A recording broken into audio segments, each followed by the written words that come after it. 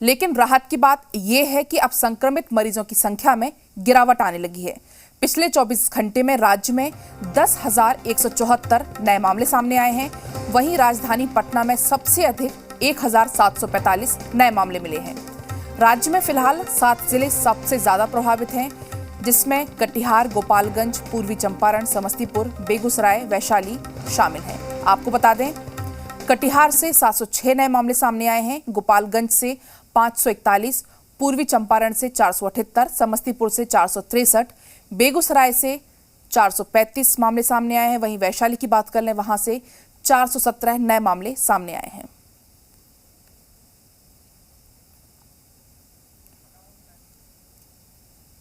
तो लगातार बिहार में कोरोना का कहर जारी है। हालांकि राहत की खबर कही जा सकती है कि पिछले 2 दिनों से जो गिरावट है मरीजों में वो देखी जा रही है। इसके अलावा बात कर लें 24 घंटे के आंकड़ों की, तो राज्य में 24 घंटे में 10,174 नए मामले मिले हैं। इसके साथ ही पटना हमेशा की तरह अभी भी हॉटस्पॉट बना हुआ है। पटना से 1,745 नए मामले सामने आए हैं।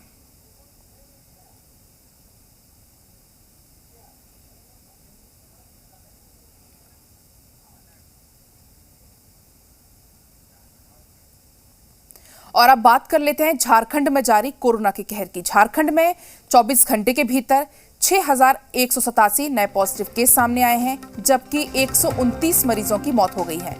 बात करें राजधानी रांची की, तो रांची में पिछले 24 घंटे में 526 कोरोना के नए पॉजिटिव केस सामने आए हैं। झारखंड में भी लगातार कोरोना का कहर जारी है। यदि 24 घंटे के आंकड़ों की बात कर लें झारखंड के, तो 24 घंटे के भीतर सूबे में 6,187 नए पॉजिटिव केस सामने आए हैं, जबकि इस दौरान 129 मरीजों की मौत हो गई है। और राजधानी रांची में पिछले 24 घंटे में आंकड़ा कम देखा गया, जो राहत की खबर कही जा सकती है।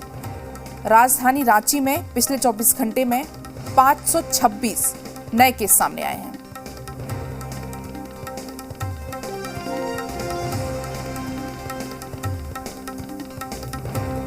तो झारखंड में लगातार तीसरा स्वास्थ्य सुरक्षा सप्ताह चलाया जा रहा है, जिसकी म्याद 13 मई को पूरी होगी।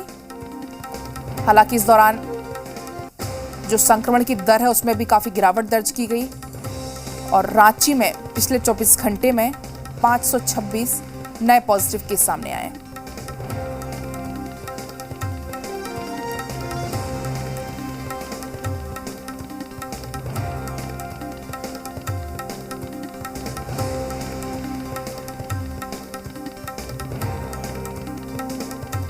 तो झारखंड में लगातार कोरोना का कहर देखा जा रहा है।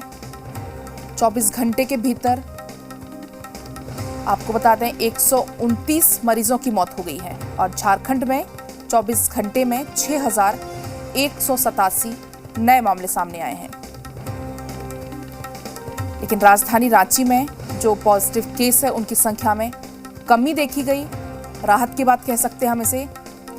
राजधानी रांची में 24 घंटे में 526 नए पॉजिटिव केस सामने आए हैं। जहां पहले आंकड़ा 1000 को क्रॉस कर जाता था, वहां अब 526 जो है वो नए पॉजिटिव केस सामने आए हैं। आपको बता दें झारखंड में तीसरी बार स्वास्थ्य सुरक्षा सप्ताह भी बढ़ाया गया है, जिसकी म्याद 13 मई तक है। और हमारे साथ तमाम जानकारी के साथ कुमार चंदन रांची से लाइव जुड़ गए हैं। चंदन, देख रहे हैं झारखंड में जो आंकड़ा है उसमें काफी गिरावट दर्ज की गई है, तो एक राहत की खबर कही जा सकती है। और क्या हम इसे कह सकते हैं कि जो स्वास्थ्य सुरक्षा सप्ताह है उसका असर देखने को मिल रहा है? देखिए बिल्कुल, पिछले 24 घंटे में अगर राजधानी रांची की बात करें तो राजधानी के आंकड़े भी संक्रमण के जो है वो जिस रफ्तार में नीचे आए हैं या ओवरऑल संक्रमण की रफ्तार में जिस तरह उतार चढ़ाव हो रहा है, ये संकेत बताने के लिए काफ़ी है कि जो स्वास्थ्य सुरक्षा सप्ताह लगाया गया है ये कहीं ना कहीं उसी का असर है, उसी का नतीजा है, उसी का परिणाम है।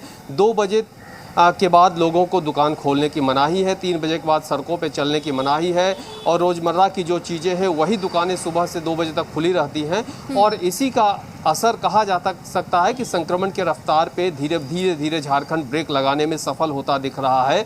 और 13 मई को सुबह 6 बजे स्वास्थ्य सुरक्षा सप्ताह का तीसरा चरण पूरा हो रहा है। ऐसे में संभावना जताई जा रही है कि इसे 1 सप्ताह के लिए और बढ़ाया जा सकता है। लेकिन इन सब के बीच जिस तरह से संक्रमण की रफ्तार अगर कम रही है तो ऐसे में लोगों को लापरवाह होने की तनिक भी ज़रूरत नहीं है।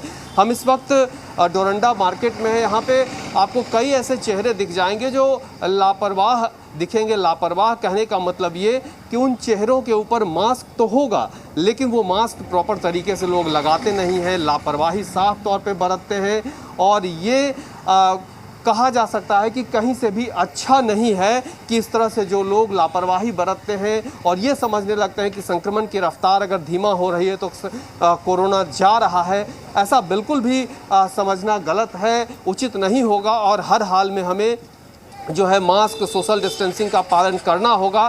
तभी सरकार जिस उद्देश्य से स्वास्थ्य सुरक्षा सप्ताह लगा रही है उसमें सफल हो पाएगी और जो संक्रमण की रफ्तार है उस पर पूरी तरह से काबू पाया जा सकता है। जी चंदन, बिल्कुल मैं आपसे जानना चाहूंगी वैक्सीनेशन को लेकर आपके पास क्या कुछ जानकारी है 18+ वालों के लिए, क्योंकि देखिए बिहार में वैक्सीनेशन अब शुरू हो चुका है, तो झारखंड को लेकर भी लोगों के मन में सवाल है कि झारखंड में कब से शुरू होगा।